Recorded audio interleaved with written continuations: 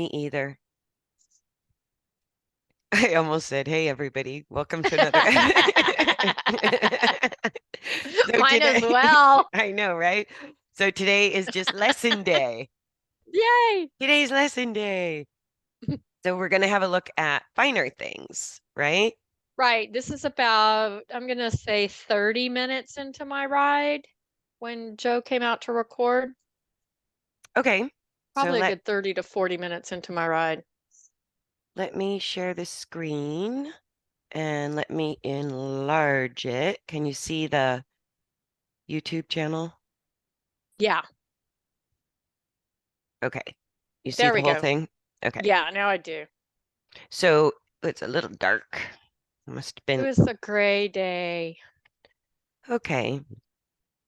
So I'm just going to hit play, but first, as it's playing through, oh, we're still doing the grass diving, but you've got the feet Oh, moving it's with the just, grass diving. That's very good. yes, Yeah, yes, that has been monumental. Callie's not there yet, but Finer Things has figured it out. good. It really can work to your advantage because one of the tricky parts when they've been in extension for as a habit, um, it's like the long and low, I go that lengthening of the top line. It really goes not only through the neck, but to the back and all the way through to the tail, really Okay. softening up the tightness around the top of the pelvis and the lumbar, especially. And I go, if the grass is the motivator, who cares, right? Right. Because it's a tricky moment. Most horses, when they're first coming out of extension and dropping the back, and that length, that neck and top line lengthens, they fall forward, and 9 out of 10 times they stop. And so Right. And it's a real abrupt stop. it And can be a it's very abrupt stop. And so in an arena, if you didn't have grass, it still happens. And so the grass, if the grass is sort of the motivator for her to lengthen the top line and just stay out of extension, and you can keep forward, that window where they first lengthen and need to learn to keep the hind legs coming forward is tricky whether you had grass or didn't have grass, Mm. right? So the fact that you have grass and that's the motivator, you have more opportunities to give a leg aid while she's lengthened, hmm right? And so what you're doing is great. And sometimes the leg aid is resulting in trot, or are you asking for trot? It results in trot pretty much. Okay. But even that is, again, if we think about taking the path of least resistance, I go, why obsess over what we would consider a bad habit? Don't, and you're not pulling on the reins. And what you are doing is just really focused on staying back. You're I'm not, focused on not going into the well, I call it, being sucked yes, forward into her falling. yes, exactly. And so you're doing a very good job staying vertical and keeping the emphasis on your seat rather than being pulled forward by the reins. Because what's tricky about that moment when horses give up the dropping of the back and the lengthening of the top line starts to happen dynamically, it should be the result of internal straightness. So, sort of stabilizing rotation function and reducing lateral bend always creates that sort of suppling or release of chronic contraction along the top hmm line. And so then the lengthening is the suppling part and the low is the falling forward, Yeah. right? So if grass diving encourages that lengthening, fine. It's a path of least resistance. We can It work with that. it's only for 6 months out of the year. So Yeah, and it's going to happen anyways, even if there wasn't the grass diving factor. Even if you were in a sand arena, as soon as they lengthen and then fall forward, they all either slow down or stop hmm because they don't yet have the coordination of keeping the hind legs coming through. Because in extension, that hindquarter has been disengaged for a long time. So just at that transition point where they're finally giving up the shortening contracted back and they're finding that length, the hindquarters are still kind of out the back door. And so it Right. really requires a leg aid as they're falling into long and low. Our leg support rather than rein support helps the hind legs kind of keep coming forward. And then they go, oh, okay, I can let go of my neck because my hindquarters are there. I have something else to rely on. Right. And so if this is 30 minutes into the ride, it's like, yeah, use the grass diving to your advantage. And it's also more work for her to try to eat and be in long and low and move Hmm. forward. So I Yeah, go, she actually breaks a sweat. yeah. And I mean, so, it's work. so as long as your legs are saying, don't stop, I go, if she can get a bite to go without stopping her feet, then God bless her. Like, have at it. Right. That's pretty tricky to do. And what typically happens is they feel the extra effort. And so they just quit grass diving. Like they just start to give it up because it's more work than it's worth.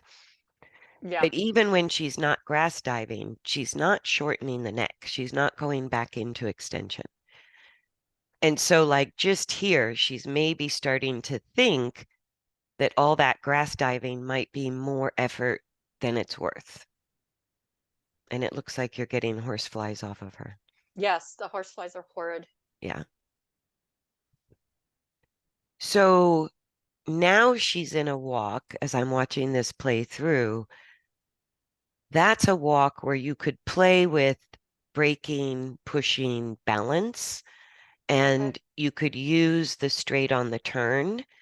Or if she's sort of blowing through your legs, you could balance. Again, it's a fall. She's kind of losing control when she can't steer and she sort of pushes through you, turning left or right. It's a fall left to right where she's losing control. But you can turn that into balance just by keeping the neck straight and letting her Okay. turn. Yeah, she's pretty much of the mindset for at least 45 minutes of turning when she wants to turn. And what that is as again, it's an instability of the hindquarters, right? So the instability, the lack of engagement of the hindquarters is what makes the long low. Okay. Does that make sense? Hmm. So in that moment, the leg aid and the pushing just starts to say, hey, hind legs, don't fall too far out the back door, Okay. right? It could also be braking, like on a turn, because that's where the placement of the hind legs will get a little deeper. But then once she's not grass diving, like where she is right now, what the turning is a little bit of loss of control. If the hindquarters aren't stable, then she'll kind of want to push through the shoulder, Yes. right? So she's falling left through the shoulder or right through the shoulder. And if you don't fight the turn, but instead just keep the midline straight and level, That's what I've then been doing. Yeah, yeah, just trying to keep her from pole to tail straight. yeah. And I would say, like, you're doing a good job with your balance. She gets you on the right side a tiny bit. Like, if Yeah, it's she a does. right That's been her turn, habit. yeah. Yeah, that's her habit. So on the left, you stay very level, but on pretty much every right turn, she just lifts you a tiny bit and bends the neck a tiny bit more. So just knowing that that's a habit between the two of you, Mhm. exaggerate it. Go farther to the Okay. right than you think you need to go. Okay. And once you get a little farther to the right on the right turns, the neck can happen, the neck can kind of go two ways. We can look at it, and the width of the pole itself is really only as wide as our seat bones.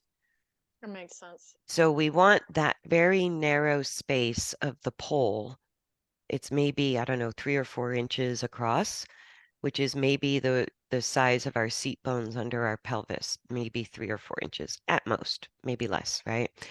So if we think of those two kind of pieces of the body creating a geometric straight line of force between, Okay. you'll be a little quicker on the reins. Okay. So that's the visual way to do it. The way to feel it, and this may be still a little tricky with her, like I don't see her dropping the pole like she used to, Right. but I can see the tendency is still there. The way to feel the neck and pole relationship to the back is the point of reference for the back, for the thoracic, the lumbar, and even the sacrum, is our seat bones. Okay. And so if you can start to play with a rein contact, then you can feel the bony alignment. So when you take up the reins in your hands, the contact helps us feel through the muscle and through everything down into the neck bones. And it's just like when you do AT work, there's a certain amount of pressure, or the way you use your hands can feel what the bones are doing under the muscle, Right. right? So that's what a rein contact is trying to feel what the bones are doing under those neck muscles. So I've been near the end of the ride, like where I am now, trying to establish rain contact, but it's very in and out. It's she So, likes to root through it. and I actually thought about, because I'm editing the horse balance under saddle workbook, and I was just editing this little segment I did about rein contact and rein aids, and I may put it in the July newsletter. Okay. Oops, hang on. Where'd you go? Let me replay. Oh, it went to your last ride. Allie's. That's so interesting. That is interesting. Let me see if I can get back.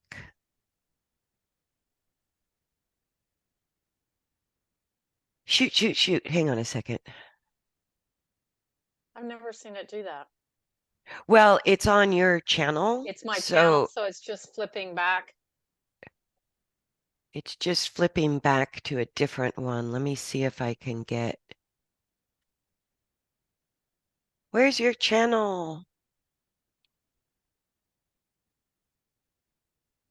Yeah, I have it right there. There it is. Finer Things, There we September. go. Finer. There we go. There we go. I got to be quicker on the button to replay. Okay, now we're back. I'll just make sure I pause it before it runs out again. Yeah, yeah. Excuse me. So, um, the portion, and it's not in our group yet because I'm finishing up the edits on that workbook, but what a rain contact is keeping, like if you describe the feel of the reins and you give it a specific number between 1 and 10. 1 is very light, 10 is really heavy. With a horse that drops the pole, it has to be a pretty light rein contact, like a 1, a 2, or a 3. Otherwise, they drop the pole and get behind the bit. And it's a little trickier to maintain a light rein contact than it is a heavier one. I agree. But you might start to play with just a 1, a super light contact. And the reason it's important to give it a number is in order to maintain a 1, as her neck is changing either left to right, or she's lengthening it or putting it up or down, is you lengthen and shorten the reins so that your feel on the reins never goes below a 1 and never goes above a 1. That's a contact. Okay. Maybe a 2. She's at the point you might get a 1 or a 2 and she wouldn't drop the pole. So even all the way back on the buckle, like the reins can be as long as possible. She can be grass diving, and you would still, if you can still touch the reins, then you can still have a contact. Yeah, okay. And then as soon as she elevates the head, you don't want to shorten your arms because that becomes pulling, which she will Right. definitely drop the pole, but you shorten the reins to keep the one feel. And then when she Okay. lengthens or pulls, you automatically let the reins slide, trying to keep the one feel. So instead of the reins going floppy, tight, you're trying to just keep that same connection, but not ever let it get heavier and not let it get lighter. And that takes really rapid rein adjustments in the length of both reins, right? She is sometimes, and it may be because she thinks I'm too heavy. Um, Yeah. And if she she'll root drops, and pull the reins right out of my hands. no, that's normal. So Okay. that rooting can be for two reasons. One, when she makes that dynamic change between dropping her back and not dropping her back, I wouldn't say she's lifting her back. She's just not dropping her back anymore, right? When she's grass diving or when she's in a deep, long, and low. Sometimes it's that muscle change and they lose control over their body weight. So the snatching is just her losing control fast. It's not personal. It's just Okay. that she fell forward that fast and needed her neck. That's one Okay. reason. The other reason in her case they might do that is horses that drop the pole, even though we're not even maybe giving a heavy feel or restricting the head, they feel like we're restricting the head. I think that's where she's at. I Eh, think this is, yeah. yeah, and I so horses that chronically drop the pole, sometimes they root because they're like, are you going to restrict me? It's Yeah, kind I of a think that's where question. she's at. Yep. So what happens is like you have to think as soon as we get something in our hands, we forget about where we are with our axial skeleton. Okay. So the image I use a lot is think of your head, spine, pelvis balance like a fence post. That Okay. doesn't change. And what you're doing with the fence post is whenever she lengthens the neck and falls, fast or slow, your body weight is supporting the stability of the hindquarters. So your leg aid or the resistance through your back may encourage braking or pushing, but most importantly, those previously disengaged hindquarters are learning to engage and they're shaky. Mhm. So your body, and you're doing that very well through this whole video, like you're not getting pulled forward as she changes her neck is critical to keeping our weight in a place where she, like a medicine ball, she has to Mhm. push you forward with the hind legs. It's going to take more effort of her hindquarters to push you forward if your axial skeleton remains planted back there like a fence post. So whether you use the reins or not, like that's a separate issue. That use of your body, and see there you needed to be just a hair more to the right. Yep, I can see it now. Yeah, but that is what stabilizes the hindquarters as they're learning to engage, which is Okay. critical, right? Because the reason they're in long and low or extension versus any other better balance is because the hind legs and the back or hindquarters and back are not stable, are not doing the primary job of stabilizing the whole body in motion. So if you divide a horse at the saddle, either the front end is doing the job of stabilizing or the hind end, right? So if the back and hindquarters are not stable, we're always fighting the need for the body to be stable by resorting to the front end. So that's why she's falling through the shoulders. That's why she's snatching the reins. It's like that's why she's in a deep, long, and low because she's been her source of stability, which is more important than balance, right? Every body has to stabilize in motion or we cease to function. And so her origin of stability is front end versus hind end. Mhm. So that's why watching your right side and really staying back, the rein contact can be developed secondarily to that. Okay, good to know. Okay. And so when you start to put things in your hands, you Yeah. can't forget that the primary purpose is your body needs to stabilize those hindquarters while you're giving a leg aid or while you're on a turn, especially, right? And then even at the buckle, start to see if you could keep less slack in the Okay. reins. Like just So take even when she's on the buckle, think about rein our, contact. if you're already on the buckle and the reins have zero slack, you have a contact. Okay, got it.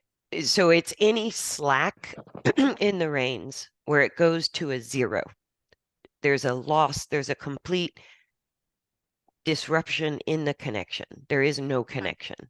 That's a lack of contact, right? I think right about here is when I'm trying to establish some sort of rein contact. Yeah. So you're shortening the reins a little without being pulled forward, without letting your attention go forward. So I know you can do this. And so if she drops the pole, and let's say your rein contact was a one, or if it's a two, you go to a one. If she Okay. drops the pole and you're at a one, you go to a half. Oh, So, okay. and if she snatches it, you just let the reins go out because in the moment they snatch it, you're going to have zero slack on the buckle. Right. So you still have your rein contact, right? See there, she seems it's okay, but it's the rein contact, but she still wants to go to that Yes. posturing. Yes. I can see it. Yeah. Yes. So you see any rein contact, she sort of smells, she starts to drop the pole a Mhm. little.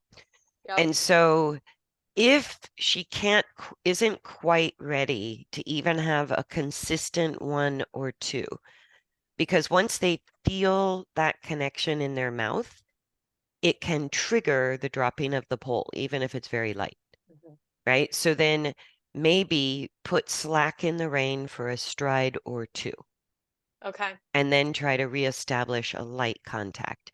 And if she's lengthening the neck in long and low, at least she's not dropping the pole. Right. So you might have a better chance of establishing the That's not ring bad right contact. there. That was very good. That Yeah, was those very, 2 or very 3 good. strips were good. Yeah.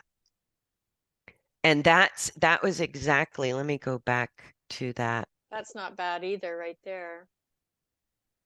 Yeah, because as we're getting more into like as here's the thing, she's no longer grass diving, she's Right. no longer snatching.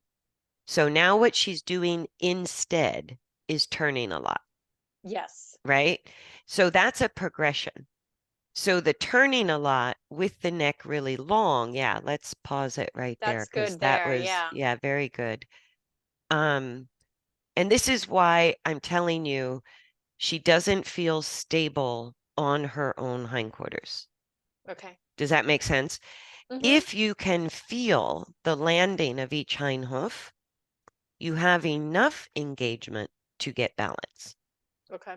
If you still can't feel the landing of each hind hoof clearly, then even if she doesn't turn, you might start steering and asking for turns. Okay. Because if you can't feel the landing of each hind hoof, then you really can't get a rein contact and you really can't have a stable neck because the hindquarters aren't engaged to a minimal degree, right? And it's not magic. It's like if you can't feel them, then they're still too far back.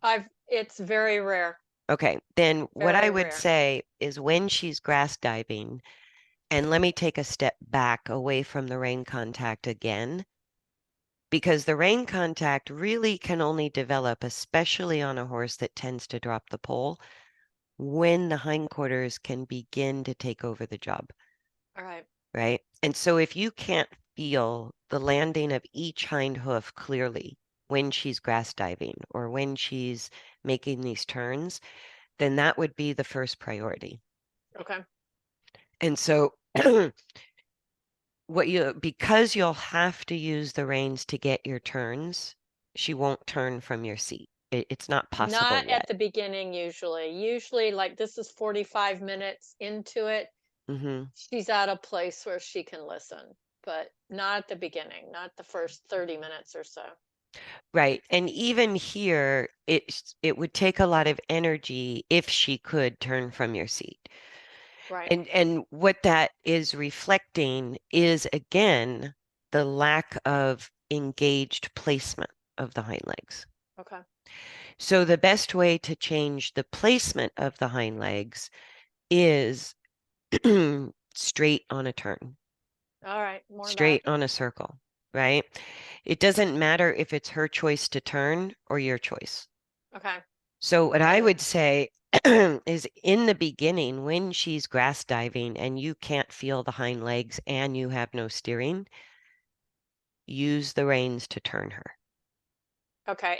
When you say use the reins to turn her, am I still trying to keep her spine straight or is Absolutely. okay. Yes. And so you're not going to have a rein contact Okay. until she can turn from your seat, All right. right? Because right now, what you're battling is the one massive improvement, and this was hard earned, is this mare in this video has not once tried to go back into extension. Right. I She think has, she did once in a halt and I turned her. But it's much less frequent than ever before. right. So if she resorts to extension and shortening the neck, the turn with a bend of the neck interrupts that use of her body. So that's why you were doing turns before. Right. This is an evolution of turning in order to engage, in order to help her place her hind legs deeper. Okay. Because after years of extension, the hind legs are chronically pushing backwards, and so they're not good at placing forward closer to the center of the body. And so you have to work with straight on a turn and if the horse is hard to steer, any turn will do. Okay. And if she's turning, go with the flow, take advantage of it. Just like if she's grass diving, take advantage of it, add leg, right? And so if she, in the early part of the ride, if she's grass diving, you're going to push with the leg and turn.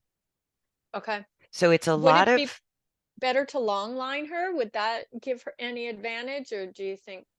it would help. It would make your job a little easier. And you could see Okay. the only thing you might figure out between working on the long reins and riding is the long reins, especially on a small circle on the long reins, will help with her getting more comfortable placing the hind legs farther forward to the center of the body, All right. right? So if you're riding and you can't feel the hind legs at all, then do some long reins to see if that can change, All right. I might right? try that. The thing the long reins can't do as well as the riding is stabilize the more engaged hindquarter, which Okay. is it's like kind of part one, part two, Okay. right? So if you're riding and you ask for a turn, right now your reins have to share dual function of Hmm. turn and straighten. Right. Exactly. And that in itself, using the reins more, because to get her out of extension, we tried to use the reins very little, right? So if you can't feel the hind legs when you're riding, you have to steer, straighten, and put her on a turn with the reins. Your seat Right. still plays a role, but you need the turn to get the placement of the hind legs deeper. And Okay. that's not going to happen easily, or she would already be doing it, Right. right? So you're going to need to kind of make her turn through the reins, but also it's like inside rein for the turn, outside rein to keep the neck straight. The straight. And Yeah. it can go very quickly. inside, outside, inside, outside, inside, Now, outside if with she, almost every stride. I've tried that and she goes back to the flexing of the neck. Should, Dropping the pole. yeah. So not shortening the neck upward, but just shortening the neck down and backwards. Yes. Yeah. And so even if she does that, in that case, keep her on a circle Okay. if you're riding. And this is where every horse is a little different. The advantage of the long reins is it can be easier to change the leg kinematics. Okay. It can be easier for them to increase the length of stride towards the center of the body. The advantage of riding is your body weight acts as a stabilizer. Mhm. So on the long reins, if she's in a deep, long, and low on the long reins, good. She Okay. can do it on the long reins, right? If she resorts with, if she has a lot of outside bending on the long reins or goes back into extension, then I would try it riding. All right. That's a good clue to Hmm. change it up. And what you may have to do is ignore the dropping of the pole and stay on a circle because as soon as you use the reins actively, you're always risking her dropping the pole, Right. right? But what you'll feel is if you stay on, if you keep her straight on a circle as best you can, as you go round and round, your body weight and the turn are helping her find more engagement and stabilize at the same time. So if she's having a hard time with engagement, sometimes the riding can help them figure it out faster. Okay. But I always try the long reins because I never know. And so if she drops the pole because you're having to use the reins to steer and straighten, stay on the turn until you feel at least the inside hind leg. Okay. And as soon as you feel the inside hind leg clearly through the seat, it's a matter of strides before she uncurls the neck. Oh, so stay with it. Okay. Yes. Okay. Because again, what you're feeling when she's dropping the pole, she's trying to find stability on the front end. She's lost control of her body weight and she's trying to find stability by over curling the neck. So if you keep her straight on a circle, even with the curled neck, so you're not trying to have a rein contact, but you are going to have to use the reins a lot to do that. Hmm. You stay on the circle and you will literally feel her find the hind leg because you'll feel it. And then if you stay on the circle with the feeling of the hind leg, you'll feel that very transition where she goes, oh, I have a different source of stability, so I can release the curl of my neck, Okay. right? And that's the reason the over curling of the neck perpetuates.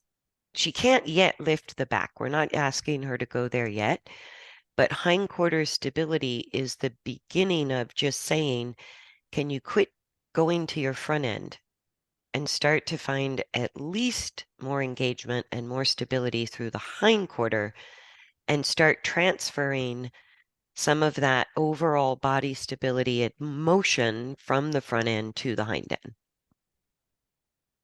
And that is sort of for some horses that have been in chronic extension, it's kind of a period of development unto itself. Okay. Does that make sense? Hmm. So if the long reins, if she's not over curling her neck on the long reins and it's a pretty tight circle and you're starting to see her play with her speed a little bit, then do more long reins. And if you ride her, I just have a feeling with her that the stability is the bigger factor. I don't Mm. think it will take much to feel the stride of the hind leg on a turn because she's sort of flexible enough. Like with a wiggly horse, the good news is they adapt faster. The Right. bad news That's is true. the bad news with a wiggly horse is the stability is paramount, Okay. That makes right? sense with her. Yeah. That's why I'm sort of thinking When she's grass diving, push with the leg and put her on a circle. Okay. And if she doesn't drop the pole, you could, she's either going to make the turn tighter or she's going to want to go straight, or she might try to reverse the turn. If the neck is straight but long and low, I wouldn't care. She doesn't need to stay on the circle. Does Oh, that make okay. sense? Mm-hmm. If she over curls the neck because you asked for the circle, then keep her on the circle until she straightens the neck again, Okay. even if it's long and low. It doesn't matter, right? So if she's got her nose on the ground on a circle, you'll still start to feel the hind legs beginning, you'll start to feel the landing of the hind hooves under your seat, right? And once you feel that, it doesn't matter if it's random turns left or right or her idea or your idea. The only time it needs to be your idea to make a turn is when she's over curling the neck or she's in the deep, deep, long and low. Okay. Then I would play with making it your idea to put her on a turn, Okay. right? And she's going through that evolution, like in this video and right here, if we came back to rain contact, this is the goal. Right. And it doesn't last long. Right, right. I But I, just kind of asked, like, okay, could we try this? right. So you had 30 minutes before the filming, and we're at like 10 minutes into the filming, Into it. Yeah. right? So this is at the 40-minute mark. What she's done is the whole ride, she's not going upside down and she's less wiggly. We go, Okay. great. Those are We've good things. number one, pat yourself on the back. You made huge progress. Just start having a better starting point, right? Mm-hmm. Then what she does is the grass diving and the grass diving, the stopping and the turning. That's the first part of your ride, correct? Yes. Okay. And then the last part of your ride, you're hitting this, where she's no longer choosing to grass dive. She's elevated a little out of long and low, and she's offering to turn. What she's either falling through the shoulder or she's looking for her own hind legs, like she's Okay. seeking stability. So all I'm saying to you is take that process and give aids earlier to Okay. speed up the same process. Does that make sense? Mm-hmm. So when she's grass diving, you still give leg, but you also add a turn, Okay. right? So she will come to this posture that we're seeing on the screen where you can begin to build a rain contact earlier and earlier in the ride. And then if you find you do a day of long reins and the next ride, it's faster and easier to get to this point where you are right now, then the long reins would be beneficial to throw into your Okay. training regime. If it doesn't make a difference, then it would still help, but it would take longer on the long reins. Okay. So you may still long rein her on a tight circle if you don't have the energy to ride, or if you Right. don't have the Or time to time. ride. Yeah, Right. that would still, even if it's not the ideal, it would still keep building towards the stability and the engagement that we're looking for. Okay. Good. Yeah. And then um, all the instructions for the rain contact thing I'll have in July's newsletter, so you can read that. But Okay. she needs to be at least coming a little bit out of nose on the ground, long and low, to have a rain contact. Right. It's very hard when her head's that low. Just Well, you kind of have one because she's stretching the reins out to the buckle. right. It yeah. Yeah, but as soon as she lifts her head when you give leg, if you try to maintain the rain contact right now, I think it's almost a distraction to you and to her. Yeah, I agree. So I would start like the process of getting to this rain contact is start steering with the reins because Okay. she's gonna drop her pole as soon as you become active on rein aids again. Hmm. I agree. And so just work through that part where she can take a rein aid without over curling the neck. Okay. We'll play with that and Yeah. see what happens. And you're going to need her on a tight turn or a steady, smallish circle for her to do that, for her to go, oh, To okay, be able. I Hmm. can trust my own hindquarters. I no longer need to over curl my neck. Okay. I can try that. I have a little bit of bluestone I put in. So maybe because it's only it's very small, if I just try to stay on the bluestone, Yeah. Yeah. that might help me Anything to, visual kind of helps yeah, that us. might help me to figure out, don't go outside of these boundaries. Yes. Yeah. And if she over curls the neck because you put her on a circle and she drops the pole, then ignore what she's doing with the neck, whether it's high or over curled low, or bent to the outside or bent to the inside. Okay. What you're really doing is keeping the hindquarters on a constant Engaged. turn Okay. until they feel stable to her and That makes sense. until you can feel the hind leg. Yeah, because I've been kind of letting her go because of her neck. So I'll just stay with it to get her to engage her hindquarters more. Yeah, and the fact Okay. that you got this in the ride, what we're looking at on the screen, the fact that it even happened a few strides towards the end of the ride tells me you're really past the dropped pole problem and you're really past the extension problem.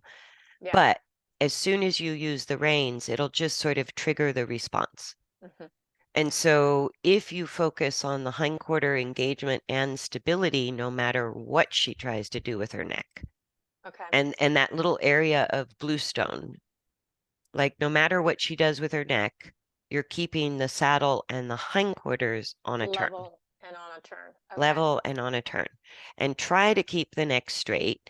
But if you have to bend it to stay in that area, you can do that too. Okay. Like So don't think let about her, more, don't think about the rain contact thing. We're just more concerned with engagement of the hind end right now.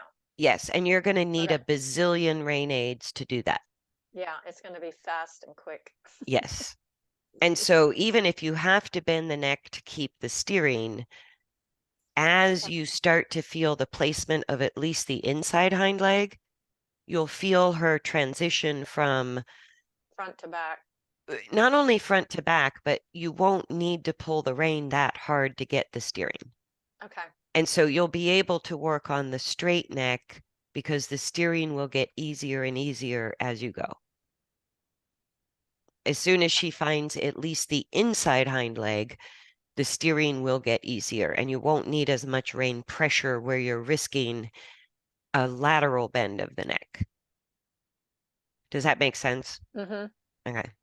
And then I think let's save rein contact For for a later. little later. Okay. Even though you're getting it, I It's in think and out. it's the fact that you're getting it tells me the only reason you're not getting this posture and this rein contact that we're looking at, the only reason you're not getting that the whole ride is because she still needs a tad more forward placement of the hind legs, more Hmm. engagement, and she needs to transition in how she experiences her own movement, that her back and her hindquarters are the source of her stability, not Okay. the neck, not the shoulders. And she's just in that window where she could do it. Okay. Cool. Yeah. All right. That'll be fun. Okay. Any more questions? Nope. That's cool. Yeah, because this is beautiful. This is cool. Yeah, this length with Hmm. just a little bit of elevation, and you can kind of see her right hind leg is coming under pretty well, Yeah. right? And her left hind leg, but it's like she's still a little croup high. Yeah. Just a little. Hmm. And so that's the lack of the pelvic rotation. That's the lack of it has to be that pelvic rotation that places the legs deeper. Deeper. That makes sense. Yeah. So straight and level on a turn will always give you that. Okay. That's what we'll work on. Yeah. Yeah. And it may be if she fights your steering too much. Like if you don't get that sort of resolved in one session where she can uncurl the neck on the circle, then you may have to just let her choose the turns. Okay. But I don't think so. I think it's going to be ugly when you first start steering, and especially because you're going to do it early in the ride. But I think in the same 30-minute mark, she's going to be closer to here Okay. I'll play with that. I'll because of just, the steering. okay. Yeah, I'll I let think you it, know. yeah. And it's kind of like pay no attention to the neck. Like Okay. just Ignore for a while. try to ignore it for the first 20 minutes on your circle. Okay. And I would do one direction per ride, Right. only 3 or 4 times, and then you could maybe go both directions in a ride. Okay. But at first, pick the easier side for her. It's always And left. Yeah. okay, so go left and see if Right. she She's can much stiffer. maybe try right then, because the stiffer side is the underused hind leg. That's the right. Yeah. That's where she And puts me high. so try to the right. Okay. And also maybe take little videos of yourself to work on how far you need to be to the right. Oh, okay. I'll And the see if two I of can you do could that. work that out at the same time.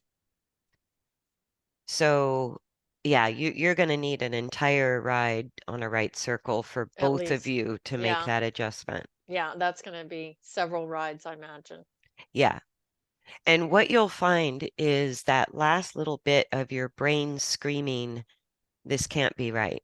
So on your right circle, look at your own thigh bones a lot. Okay.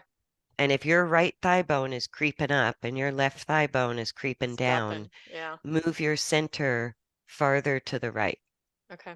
And because it's a long-term pattern between the two of you, your brain will tell you you're going to fall off.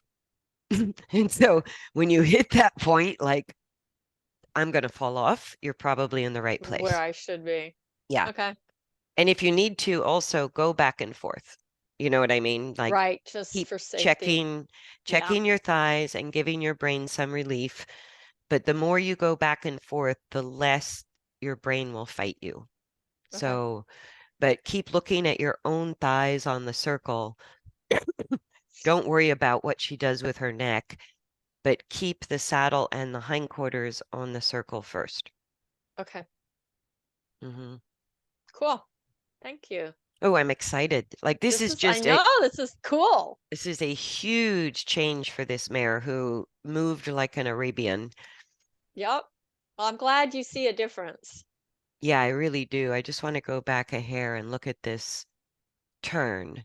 So the fact that she found her way there on a ride Yes. where you were more passive is kind of the clue that you can be more active. Because what this shows us on that turn right there, it's like you get 5 or 6 strides. I do. I do. Yeah, you I get a can lot see that. more than 2 or 3 strides. And here she's teetering. Yep. She's kind of wanting to stay there by close to 40 minutes. So, like, it's in her nervous system. The Hmm. fact that you were passive and she arrived there on her own confirms to you her nervous system has adapted, right? So she can do this. So when a horse offers me those really good steps, what I know is, okay, I can guide more. My guidance is not going to send her back to dysfunction. Back to It, it extension. may it may temporarily do it, but it's not going to she's not going to become defensive because in her own nervous system, she's found the relief of better balance. Hmm. So if you're guiding her back to that place sooner, she will actually welcome the guidance, where Okay. before the guidance made her defensive Yes. because she didn't know where she was going. Do you know what I mean? Hmm. But that's the beauty of seeing through passive riding. Like she quit eating grass, she elevated her neck, she's on the turns, she's taking a light rein contact, her ears are back on you, she slowed her speed. Like all of these little signs are her trying to put her balance together, Cool. right? And I imagine it's true with people when you first do AT work on somebody, you have to be very, very gentle. You can't make too big of a change too fast. Yeah. The central nervous system does not like that. Yeah. But like the more I've worked with you over the years, when you work on me with AT, you can kind of do more and more every time you Hmm. work on me. And And you there's can, also a trust level there that you have to establish. And I imagine you have to do that with the horse too, that that's where you're at. No, that's yeah, where you're at with she finer things. trusts me now. Like, okay, maybe I can do that. Yeah. See, that whole half circle is just lovely. Yeah. Now, and her finding it, and I know you probably weren't thinking of it at the time, but you probably could have felt her hind hooves landing on that turn. Maybe I was just like, oh, this is kind of I have nice. a rain contact. I have a Yes. rain contact and she's not blowing through it or curling her Yeah. neck. Yeah. Yeah. And so, and you see now she's like wanting to be in that more engaged use of her hindquarter. Hmm. And so the end of the ride with you being pretty passive through the ride, you know what I mean? Hmm. It it's in there. It's It's there. in It's there. ready. Yeah. Cool. So you can do more, you can give a stronger guidance. And at first, she may react to that out of a memory Might be messy. a little bit. But I know 100% when I see that movement, especially because you took your time and it came voluntarily on her. Yeah, that's real important Hmm. in my book that It's super important. it's coming through her and not by my management of it. And it's another really critical transition in the development of the horse. Because Yeah, as long as our aids are creating dysfunction and defensiveness, we can't get there from here. Eh, That's good that point. that's where I go, okay, we're going to have to be happy with what she can do. That's why the grass diving was allowable. We're just like, okay, how do we build our way out of the problem through the path of least resistance? Because you Right. got to build trust, you got to reduce defensiveness. Absolutely. Just like what you said with people. Yeah. And you have that now, plus you landed in a much better coordination than I've ever seen her achieve. Oh, cool. So now, just like how you work on some people regularly over time, you know what that feels like as Hmm. an AT instructor. So that's sort of what I'm asking you to do with her. Okay. Treat her like a long-term client that trusts you and and your aides aren't putting her together, but you can give stronger direction Okay. and you More can give, direction. That makes sense to me. yes, you can give direction more often and stronger direction. Okay. That totally makes sense. Yeah. Excellent. Cool. I'm excited. Me too. Let me stop the share. Hang on. Yeah, no, that is fantastic. Miss Fussy Britches is Miss like, Fussy Britches, yes. Fancy Pants, Miss Fancy Pants. Fancy pants, fussy britches. Yeah, that was fun. And I'll let you know. I'll see if I can figure out how to do short videos. And really just for yourself. Right. Like as you're working on the right circles, just like you would for your client, if you're by yourself. If you have somebody on the ground, let somebody on the ground tell you when you're level. Oh, that's a good idea. It could That be doesn't happen Joe. very often, No, but it could be Stephanie. It could be Joe. It could be Dottie. It doesn't have to be anybody who knows horses. They're, okay. I have they're, another neighbor that is kind of interested in what we're doing. Maybe I'll invite her over and she yeah. can start playing with that. And you're just going to have her behind you or on the inside. It's easier to see if she's sort of behind you, but Behind me, yeah. when you're on a circle, that's a little difficult. Right. But And I'm going to be doing tight circles for a while.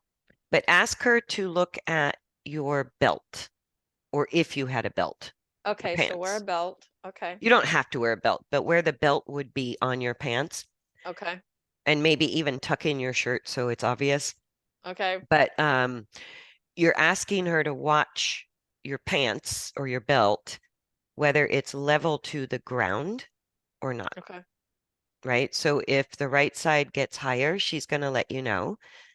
And then what you're going to do is move your center always towards the high side, Side. Right. right? And it feels like we move 6 to 8 inches.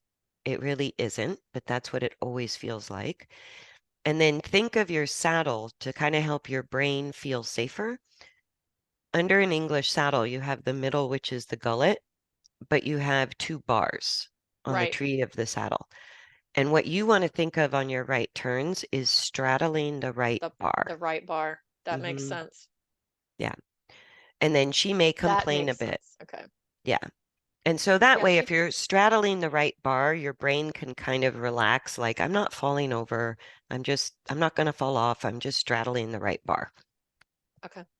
And it just Yes. helps our brain relax because for you with her, with your little intertwined nervous systems, both of you are going to be like, I know. WTF, holy I know. cow. That felt like a 2 foot move, Right. when I'm on the edge of a precipice. And it really isn't, but that's what it kind of feels like. Cool. Well done.